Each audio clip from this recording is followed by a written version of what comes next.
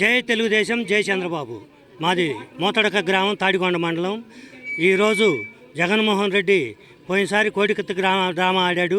ఈరోజు గులకరాయి డ్రామాతో మళ్ళా మొదలుపెట్టి కపట నాటకాలు ఆడుతున్నాడు. ఈరోజు తాడికొండ నియోజకవర్గ శ్రవణ్ కుమార్ గారికి వేలాదిగా నామినేషన్ కార్యక్రమానికి తరలి వచ్చిన జనాన్ని చూసి కళ్ళు చెదిరి ఈ దెబ్బతో జగన్మోహన్ రెడ్డి ఇంట్లో పొబ్బోవటం ఖాయం. రాష్ట్ర 5 కోట్ల ఆంధ్ర ప్రజలందరికీ ఒకటే విజ్ఞప్తి, ఆయన చేసింది ఏమీ లేదు. 3 రాజధానులు అని చెప్పి ఏదో ఏమీ చేయకుండా ఆడుకోవడానికి ఈ నాటకాలు ఆడాడు. వైజాగ్ పోయి దోసుకోవడానికి 5 కోట్ల ఆంధ్ర ప్రజలందరూ గుర్తించి ఆయన అన్ని మందు మద్యపాన నిషేధం చేయలేకపోయాడు.